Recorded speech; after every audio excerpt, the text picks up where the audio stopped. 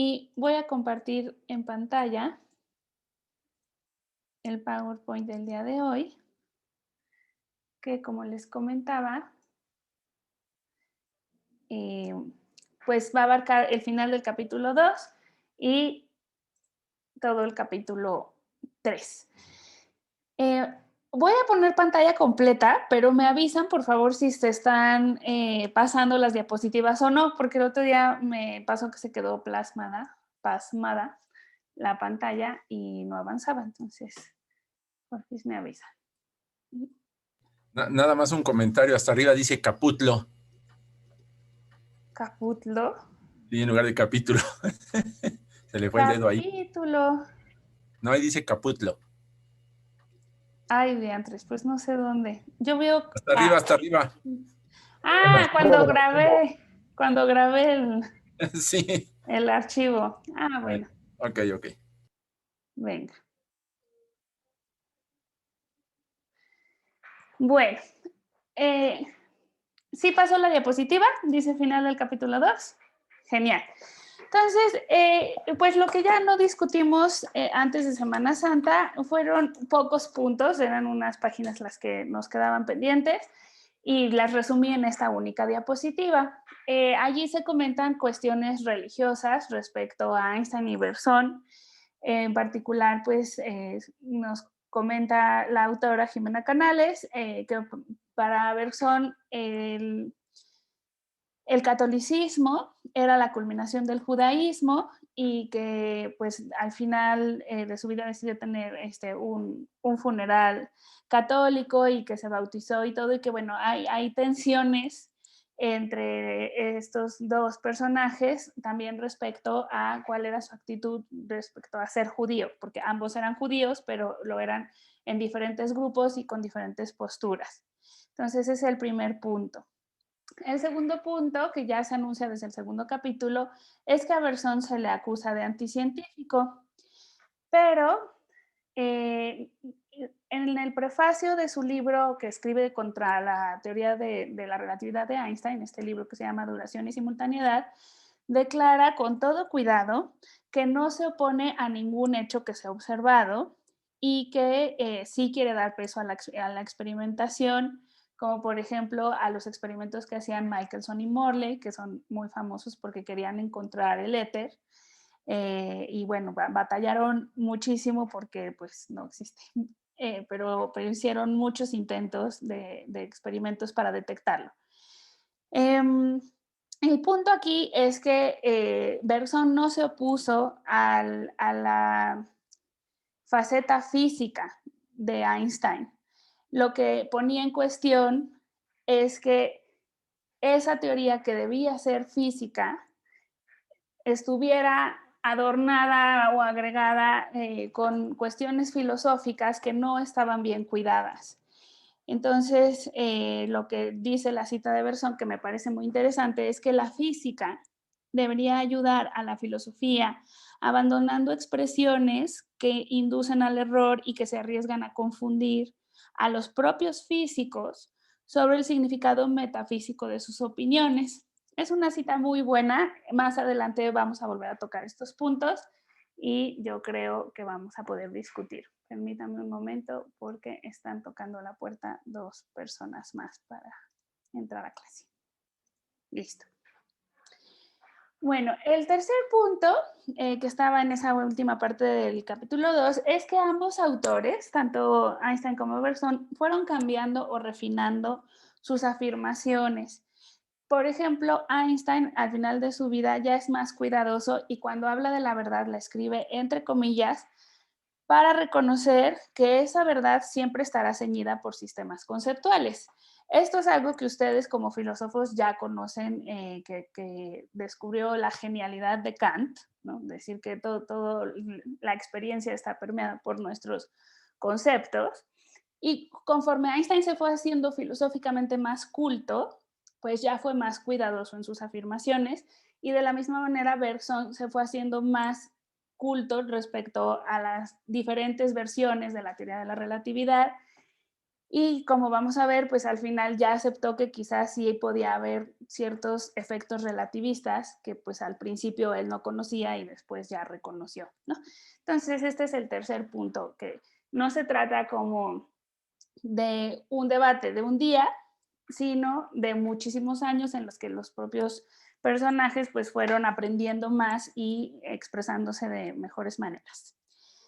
Y también me parece muy interesante que Jimena Canales, al final del capítulo 2, nos diga que no caigamos en la tentación de hacer dicotomías entre Einstein objetivo y Bergson subjetivo, o Einstein mecanicista y Bergson vitalista. Yo sí he caído en esa tentación, ustedes lo han visto aquí, y bueno, está bien que conforme vayamos conociendo como a más detalle qué dijeron cada uno de ellos, pues podamos ir refinando más. Pero es en efecto muy clarificador pues siempre hacer como las distinciones, o sea, ponerlos en contrastes, ¿no? Y bueno, ella dice que después de leer su libro vamos a poder ver otras alternativas distintas a estas dicotomías. Entonces, me parece súper bien.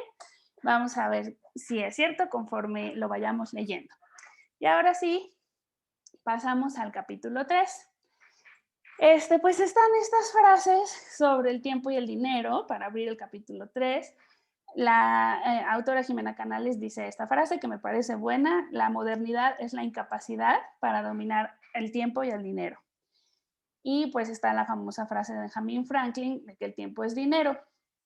En el otro libro sobre el tiempo, que se llama La trama del tiempo, que leímos en el curso anterior, se dedica todo un capítulo a esta cuestión de que el tiempo sea dinero, y se explica que esta expresión nace a raíz de la revolución industrial y de cuando justamente como las horas empiezan a tener un valor económico. Yo, para comentar rapidísimamente nada más este tema, les traje una imagen que diseñaron Otto y Mari Neurath para hacernos conscientes de cómo dividimos nuestro día. En esta imagen, pues la parte negra es dormir, la parte roja es trabajar y la parte azul es tener tiempo libre. Entonces, supuestamente, deberíamos pasar 8 horas haciendo cada cosa. Pero, pues, de lo que yo conozco, de todas las personas que viven en la Ciudad de México, no hay una que pase 8 horas al día relajándose. O sea, en realidad, pues, vivimos en un ambiente en el que tenemos que trabajar más de 8 horas o, pues, cumplir con otros deberes que no son la diversión, ¿no? Entonces, bueno, pues esta gráfica es interesante. Y también estos mismos autores, Otto y Mari Neurath, diseñaron esta otra imagen para comparar cómo se come en el campo y cómo se come en las ciudades. Lo relevante es que la última comida en el campo es a la hora del atardecer. También se come 3 veces, pero como que son más cercanas las comidas para que después de que el sol se mete ya no se coma más. Esto es mucho más parecido a lo que hacen el resto de los animales.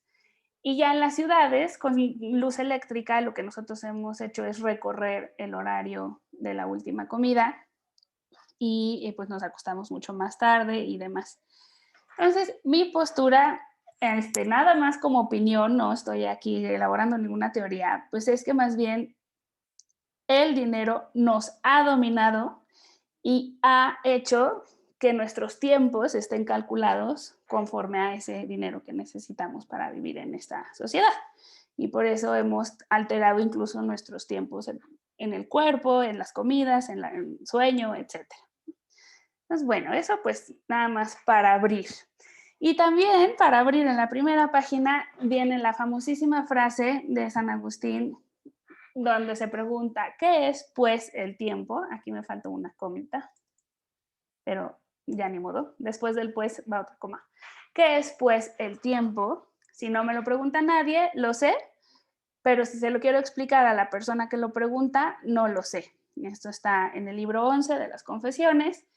Y sí, es verdad que dijo esa frase que trascendió durante siglos y sigue trascendiendo, Pero también otra cosa importantísima que necesitan todos saber acerca de San Agustín es que él, junto con la tradición judeocristiana, es el que establece el tiempo lineal, rompiendo con la estructura circular que había en otras culturas antiguas y que vienen de las religiones, como todas las cuestiones cíclicas o la serpiente que se muerde la cola. Esto ya estaba presente antes de San Agustín, y San Agustín, junto con toda la cultura judeocristiana, establece el tiempo lineal, que para nosotros ya es natural, o sea, como que lo pensamos así, pues de manera común, es decir, pensarlo como una línea en la que el presente es un punto que va avanzando, y San Agustín decía que si dividimos el tiempo en pasado, presente y futuro, podemos asociar cada uno de estos tiempos con una acción de la conciencia. Para el pasado sería recordar, para el presente sería en donde ponemos atención, y para el futuro pues es la expectación, lo que podemos esperar hacia adelante, ¿vale? Entonces, esta imagen es muy útil para contrastar con otras propuestas que vamos a ver un poquito más adelante, por ejemplo, del fenomenólogo Merleau-Ponty. Y bueno, ya de lo que viene a continuación, después de estas frases famosísimas del tiempo, pues es lo que yo creo que da el título al capítulo, que es la discusión de qué es ciencia y qué es filosofía, y esta tremenda pregunta, pues cómo interfiere con el debate que estamos conociendo sobre el tiempo. Entonces, pues primero se nos comenta que hubo un debate entre Thomas Hobbes y Robert Boyle, en donde Boyle era un físico experimental y él decía que el vacío sí existía y que se podía conseguir con una bomba que succionara el aire, y pues Hobbes, que más bien era un filósofo político, negaba la posibilidad del vacío, y simplemente pues se llevó a cabo el experimento en la Royal Society. Esto es pues una prueba observacional, y Hobbes concede que pues está observando que sí se pudo hacer, y ya se llega a un acuerdo en donde ambos bandos están de acuerdo con los hechos observados. Pero parece ser que Einstein y Bergson no pueden llegar a este acuerdo respecto a todos los puntos que debatieron, y uno de esos, que es el que justamente se resalta en este capítulo, es que Bergson y Einstein nunca logran ponerse de acuerdo respecto a dónde está el límite entre la ciencia y la filosofía. Es una preguntota, preguntota. En el curso de quinto, antes de Semana Santa, una chica nos preguntaba que por qué se decía que René Descartes era, era científico, ¿no? Si para ella pues era claramente filósofo. Y entonces, claro, lo que pasa es que, para empezar, el inicio de la ciencia podría ser la filosofía natural. Entonces, si nos vamos a los presocráticos y Aristóteles, pues ellos eran filósofos de todo, incluyendo filósofos de la naturaleza.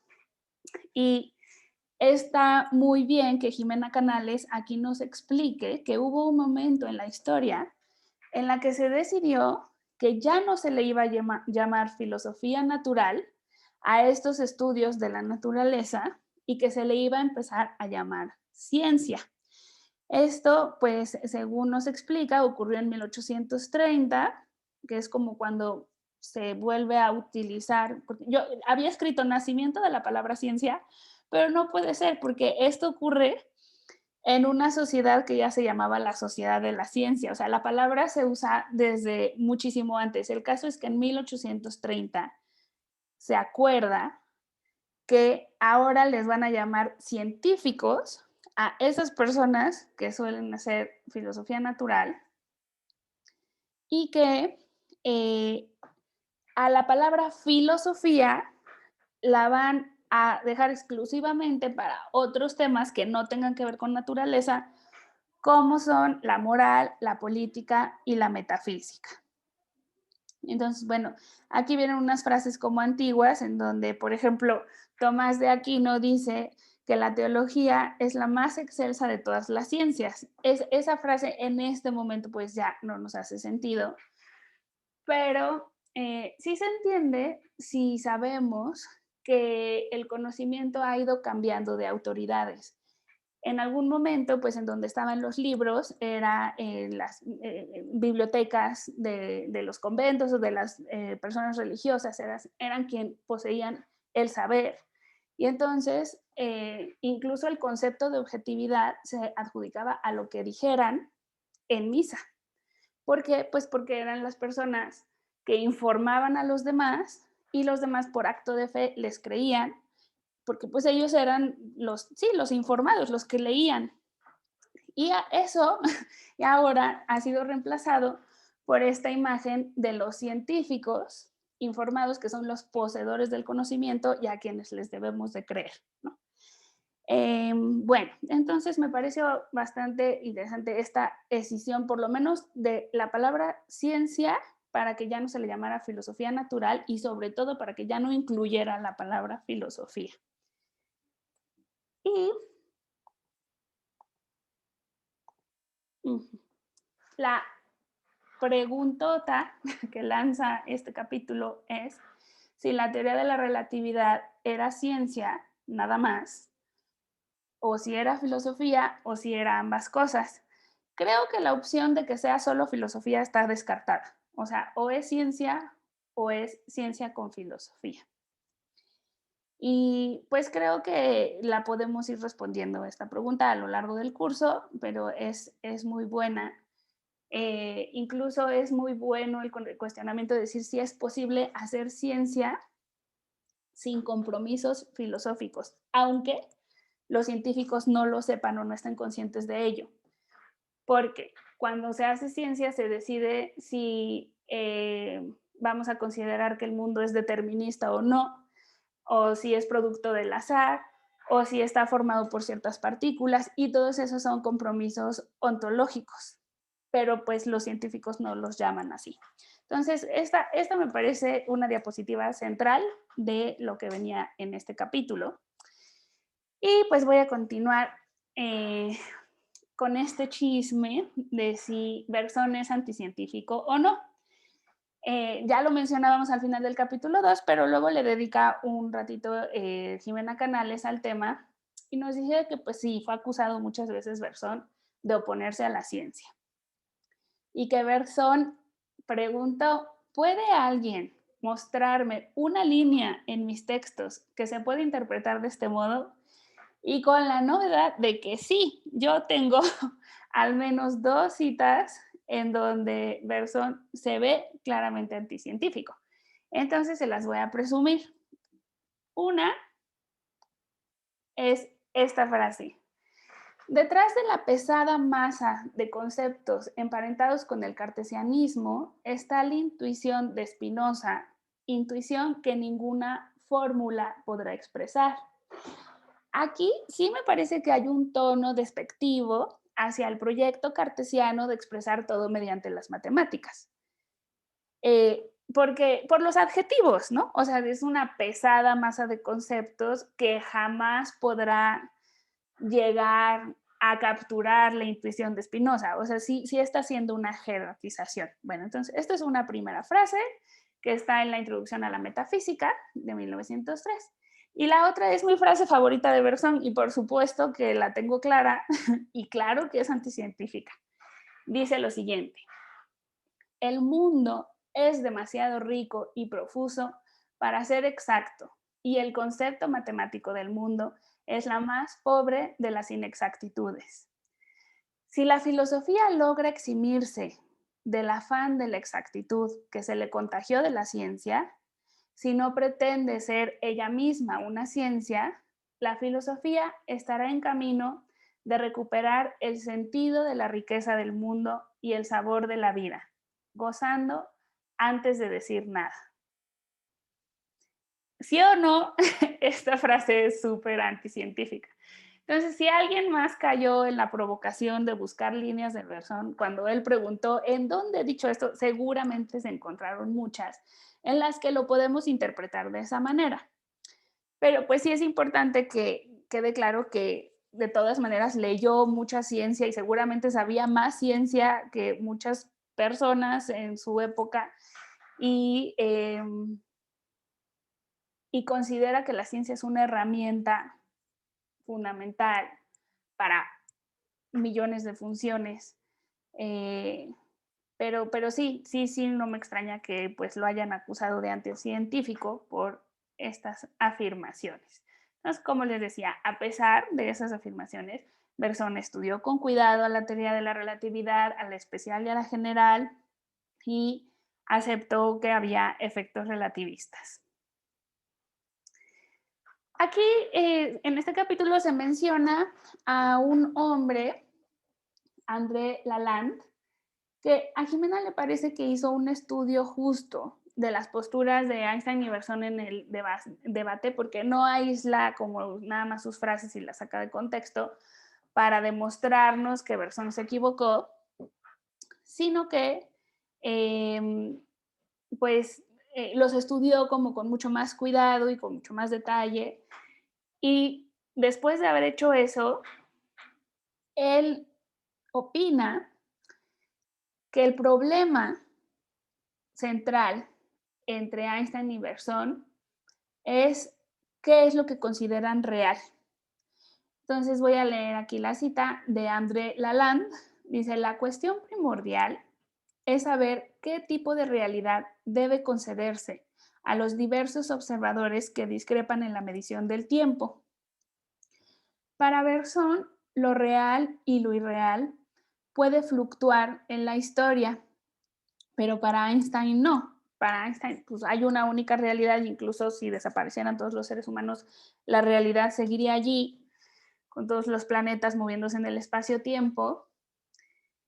Y finalmente la que va a dejar muy clara como crítica a la teoría de la relatividad es o sea, Bergson va a dejar la siguiente crítica hacia la relatividad, y es que el error de esa teoría es asignar realidad a todos los tiempos por igual. Para Bergson, igual que para San Agustín, y igual que para Merleau-Ponty, hay momentos del tiempo que son más significativos que otros, que son a los que les estamos poniendo atención. No retenemos, y esto también les debe sonar de los existencialistas y de otros fenomenólogos, o sea, lo que decidimos retener en la memoria no es todo. Imagínense, no podríamos así absolutamente toda la información que nos ha pasado desde que nacimos estarla reteniendo en la memoria. Retenemos ciertas cosas significativas. San Agustín dice lo que nos dejó huella en el alma. Bergson, no, me parece que Heidegger es el que dice pues lo que no sea útil, ¿no? Si me va a seguir siendo útil leer y escribir, pues lo retengo en la memoria. Pero quizás si estudié japonés en la secundaria un semestre y ya no me sirve para nada y no lo vuelvo a utilizar, pues entonces se me olvida. O sea, el punto aquí de esta diapositiva es que para Bergson lo que es real depende de lo que importa para la conciencia. Y Einstein piensa que lo real pues es independiente de la conciencia. Entonces, este hombre, ya digamos, superando esta conclusión rápida de que Bergson no entendió la relatividad o Einstein no entendió la filosofía de Bergson, pues hace este análisis respecto a cómo ven diferente la realidad ambos autores.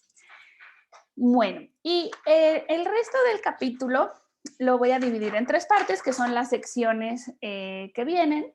Entonces, es una sección sobre Bergson, una sección sobre Einstein y una sobre Merleau-Ponty. Aquí ya no voy a estar cambiando de diapositivas, nada más traje una imagen, porque a veces me parece que nos podemos atiborrar del detrás y la imagen nos puede dejar un recuerdo como más poderoso, más potente, ¿no?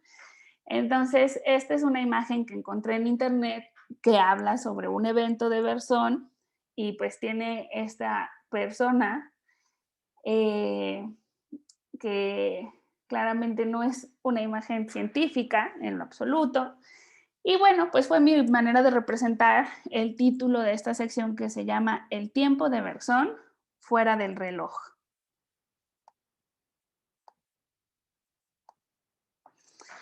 Entonces voy a repasar, voy a leer mis notas del que viene en esta sección.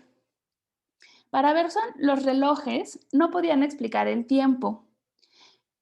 Asociamos un momento especial al reloj porque resulta significativo para nosotros. Pero sin esos sucesos vivenciales, los relojes serían máquinas sin utilidad alguna. La comprensión del tiempo no puede depender solamente de esas máquinas o no puede basarse en las máquinas, en los relojes. El tiempo, la duración, es algo fuera del reloj y eso que ha pasado fuera del reloj es lo que nos ha llevado a inventar los relojes y hacerlos cada vez más exactos.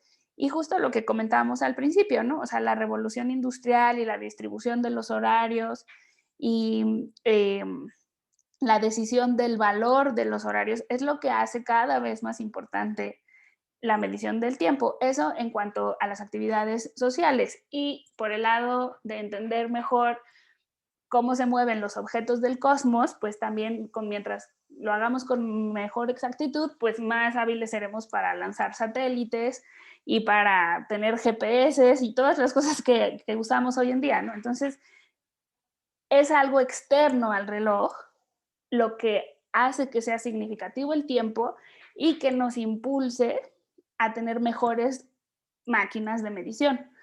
Pero no podemos basar el concepto del tiempo en esas máquinas, es al revés. O sea, lo que es fundamental es lo que es importante para el ser humano, porque la verdad sí es centrado en la conciencia todo el enfoque de Berzón, y lo demás es accesorio.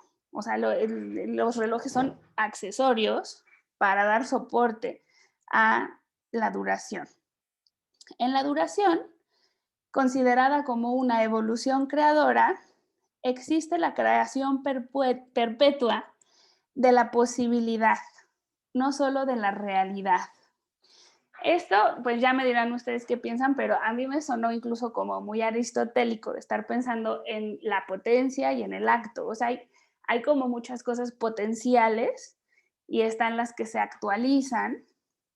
Y me voy a adelantar tantitito para que veamos este diagrama que primero hizo Husserl y después adoptó Merleau-Ponty, en donde se explica que nosotros, aunque estamos en un momento presente, vamos a imaginarnos que estamos en este punto que se llama el punto E, eh, podemos modificar el futuro y el pasado en el siguiente sentido. Nuestros recuerdos se pueden ir modificando.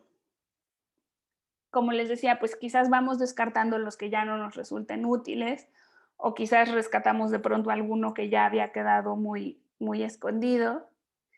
Eh, por ejemplo, porque olemos, nos llega un olor de algo que cocinaba nuestra abuela y que no habíamos recordado en 15 años y de pronto ese recuerdo brota. Entonces el pasado, que es como este cúmulo de recuerdos, se puede modificar y los recuerdos son estos puntos anteriores, ¿no? O sea, lo que ocurrió pasó en C y luego lo recordamos en D y ahora que estamos en E, pues recordemos qué pasó en D y qué pasó en C.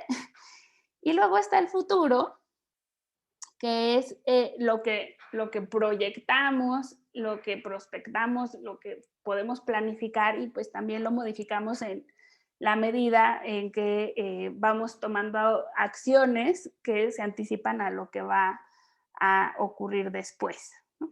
Entonces, bueno, ya me regreso a la figura de Berzón, pero sí les quería poner ese diagrama que me parece que clarifica esta afirmación de que en la duración existe la creación perpetua de posibilidades, ¿no? Porque como que vamos moldeando el futuro y el pasado. En contraste con San Agustín, el pasado no es esa parte de la línea que ya no se puede tocar porque ya no es.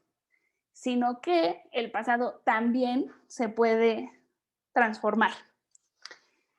Bueno, al leer, nos dice Bergson, esto me parece que es como lo de la melodía que comentábamos en alguna de las clases. Al leer, exteriorizamos la memoria y la mezclamos con las letras. Y en ese momento, mente y materia se unen. Así se llama una de las, Memoria y vida, le puso Deleuze a la selección de textos que hizo sobre Bergson en 1957, Memoria y vida, y luego hay otro que se llama Materia y memoria, y bueno, aquí lo que se nos está diciendo es que la mente y la materia se unen cuando estamos leyendo. No sé si ustedes hayan visto esta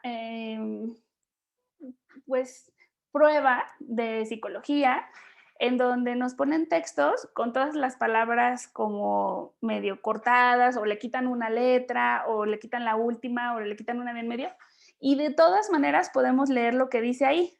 ¿Sí les ha tocado? Ya vi por ahí que José María dice que sí, Víctor, Yair, Serafín, sí, pues varios han tenido oportunidad de ver esas pruebas y bueno, esto se debe, según lo que nos explica Bergson, a que cuando estamos leyendo no nada más estamos viendo las letras de una en una, como cuando escuchamos música no estamos fijándonos en cuáles son las notas, es más, puede que ni siquiera sepamos cuáles son las notas, sino que lo que importa es cómo nuestra mente le da sentido a esa experiencia.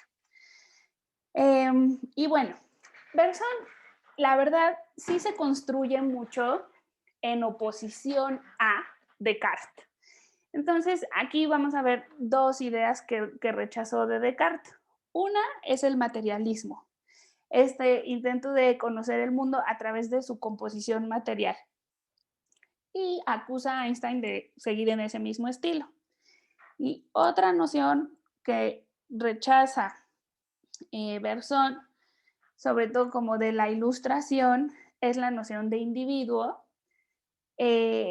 porque no es verdad que podamos hablar como de un individuo definido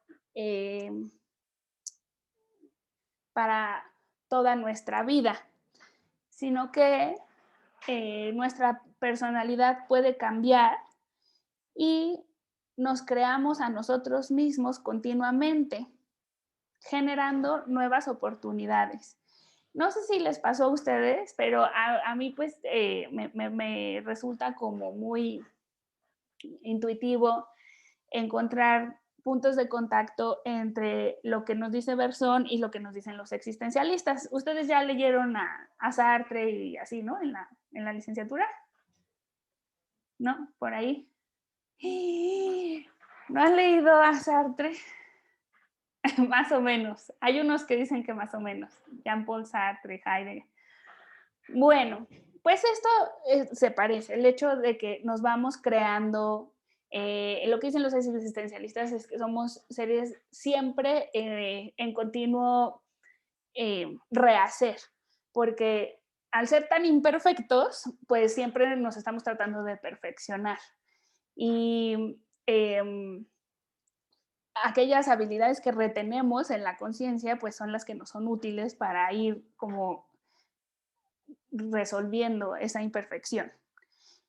Y pues por eso nos vamos creando continuamente a nosotros mismos, vamos cambiando. Dice Bergson, el pasado y el futuro cambian con el tiempo. Nuestra percepción del mundo está cincelada por nuestros recuerdos. Pero si se diluyen la percepción, que era lo que pasaba en el presente, ¿no? La atención, la percepción, y el recuerdo, entonces ya no vamos a saber bien cuál es el que está surtiendo efectos en nuestra vivencia actual. El envejecimiento y la duración son cualitativas, no pueden ser cuantitativas. Entonces, aquí voy a hacer una pausa para leerles una cita respecto a esto de lo cualitativo y lo cuantitativo. Nos dice Bergson, no medimos la duración, la sentimos. De cantidad pasa a ser un estado de calidad. la apreciación matemática del tiempo transcurrido deja de hacerse cediendo el puesto a un instinto que, aunque sea confuso, es capaz, como todos los instintos, de proceder con una seguridad extraordinaria. Entonces, pues bueno, vemos que claramente está abandonando el objetivo de medir por la importancia de sentir el tiempo. Y pues me voy a atrever a contarles aquí una anécdota de una conferencia budista, porque en algún pie de nota del experto en Berzón de nuestra facultad, que es José Escurdia, es un profesor de la Facultad de Filosofía y Letras, pues en un pie de nota comentaba que varias de las conclusiones a las que llegó Berzón las alcanzó mediante la meditación.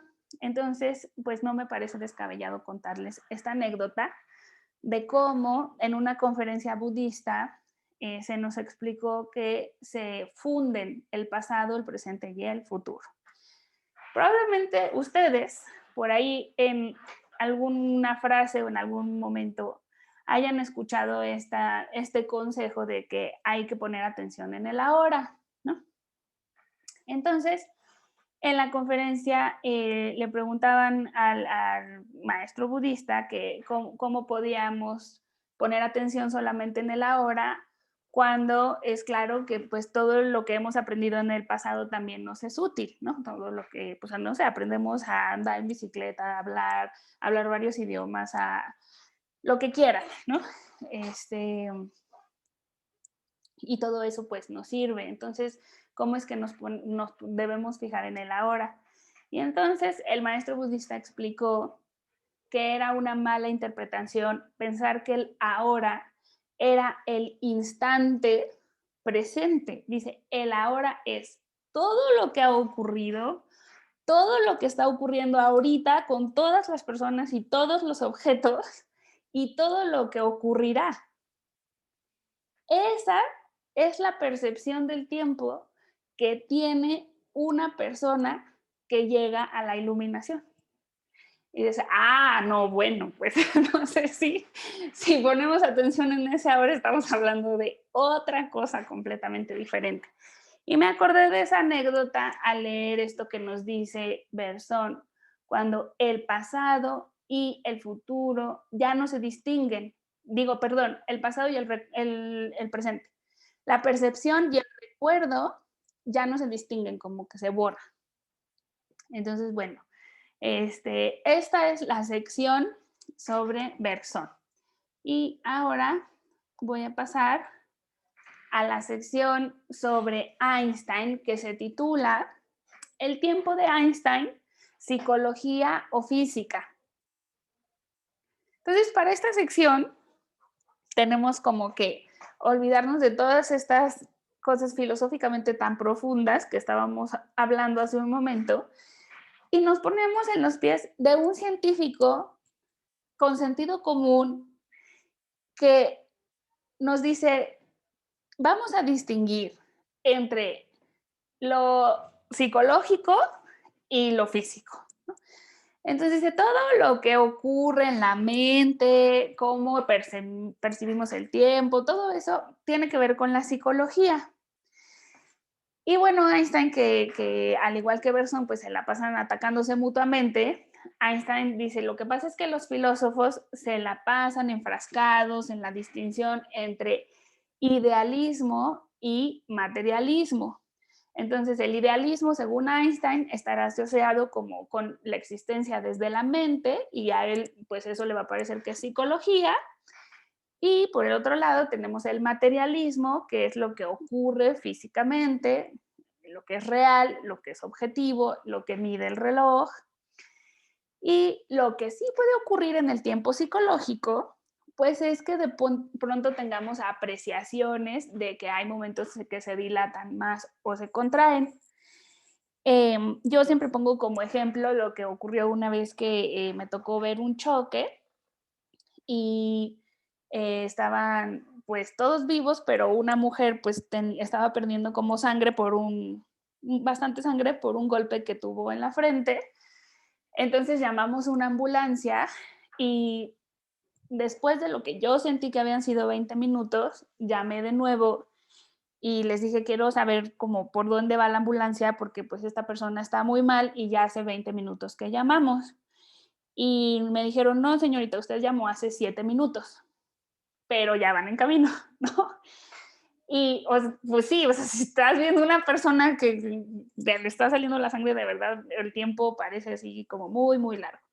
Y bueno, en este sentido, Einstein reconoce, por ejemplo, que cuando estamos aburridos o cuando estamos impacientes, pues nuestro reloj interno o psicológico puede hacer parecer que el tiempo está transcurriendo a otro ritmo, pero pues el reloj está allí, el reloj de la señorita que recibía las llamadas está funcionando a la perfección y ella sabe cuál es el tiempo objetivo. Y aquí está la frase súper, me parece arriesgada de Einstein, porque él dice, y ese tiempo del reloj es el que existe. Pero ¿por qué vamos a decir que no existe el mío, no? O sea, el del reloj interno. Si nos ponemos cartesianos, realmente cartesianos, diríamos, bueno, pues lo que yo estoy pensando también está existiendo. O sea, bueno, en fin, ya me dirán ustedes si están de acuerdo con mi apreciación de esta sección. Pero pues aquí, o sea, la afirmación de Einstein es que el tiempo que existe es el físico y que lo demás, o sea, si se fijan, se voltea respecto a lo que estaba diciendo Bergson. Bergson nos dice, lo fundamental es la conciencia y los relojes son accesorios. Y aquí dice Einstein lo contrario. Lo fundamental es el tiempo físico, el que mide los relojes, y lo que puede estar pasando en nuestra mente, pues es secundario. Es, pues sí, como un agregado, una apreciación, pero no existe. Y pues no sé por qué dice que no existe, pero para él el que existe es el físico. La relatividad, nos dice esta sección, ha demostrado lo alejadas que están las percepciones psicológicas del tiempo y la realidad, porque finalmente esta teoría sí rompió con nuestro sentido común respecto a cómo debía avanzar el tiempo o cómo se deberían comportar los cuerpos que viajan a velocidades muy cercanas a la luz. Entonces, es muy bonito porque lo que está diciendo Einstein es nuestra mente nos engaña y lo que existe realmente es lo que dice mi teoría de la relatividad. Y para Bergson, pues no, ambos tiempos existen y eso es lo que hace que sea más interesante la tarea del filósofo. Muy bien. Entonces, ya casi voy a terminar. Me falta nada más comentar el contenido de la última sección que se llama Cuestionando el estatus de la ciencia, fenomenología y crisis de la razón. Como que queda claro que en el siglo XX lo que va a reinar el conocimiento humano va a ser la ciencia y que pues las historias de Einstein van a trascender bastante más que las de Bergson, pero se menciona a Merleau-Ponty y a su fenomenología como una especie como de un contrapeso, una especie de movimiento en contrasentido de esta ciencia que se instauró y pues lo que va a hacer Merleau-Ponty con la fenomenología es rescatar un poco lo que estaba queriendo decir Bergson. Aquí seleccioné para la diapositiva esta imagen que tiene el rostro de Merleau-Ponty, pero sobre todo me gusta porque tiene alrededor de su cabeza esta especie de red. Y es que Merleau-Ponty acuñó el concepto de trama del tiempo, dice que es como un entramado y esa red se va formando por estas retenciones y prospecciones que son como lo que decidimos retener del pasado y lo que planificamos hacia el futuro. Y todo esto se produce en nuestra conciencia. Entonces, la conciencia es la generadora del tiempo. Merleau-Ponty dio varias clases de una cátedra y eligió pues, enseñar la filosofía de Bergson y su concepto sobre la duración. Y en ese curso, o en esos cursos, afirmó, por ejemplo, que la ciencia había perdido contacto con la realidad en el momento que había decidido excluir la percepción del entorno que tenemos y sentimos. O sea, regresa como a esta idea de que debemos sentir lo que nos rodea. Merleau-Ponty propone recuperar la razón viva, volviendo a este vitalismo, no a una cuestión estacionaria, sino a algo que siempre puede estar en transformación, y así volver a colocar al racionalismo en el lugar que le corresponde. O sea, sí existe, sí es importante, pero no tiene que ser así como la ley, ¿no? Y hay por ahí una cita de cómo los periodistas ahora, y creo que sigue ocurriendo en el siglo XXI, suelen recurrir a los físicos para preguntarles todo. Esto, como ustedes saben, es recaer en una falacia de autoridad. Y lo vemos en los comerciales y lo vemos en películas. No sé si algunos de ustedes haya cometido el grave error de ver una película que se llamaba ¿Qué rayos sabemos? What do we bleep know? O algo así. Bueno, no sé si les suene o no, pero en esa película utilizan mecánica cuántica para hacer una teoría sobre superación personal, en donde todos tenemos posibles estados que son como decisiones que vamos a tomar en nuestra vida, y todo eso está muy bien. Tengo entendido que la película ayudó a muchas personas a dejar de tomar alcohol y todo eso también me parece muy bien. Lo que no me parece bien es que metan a la mecánica cuántica para que parezca que la ciencia está diciendo eso.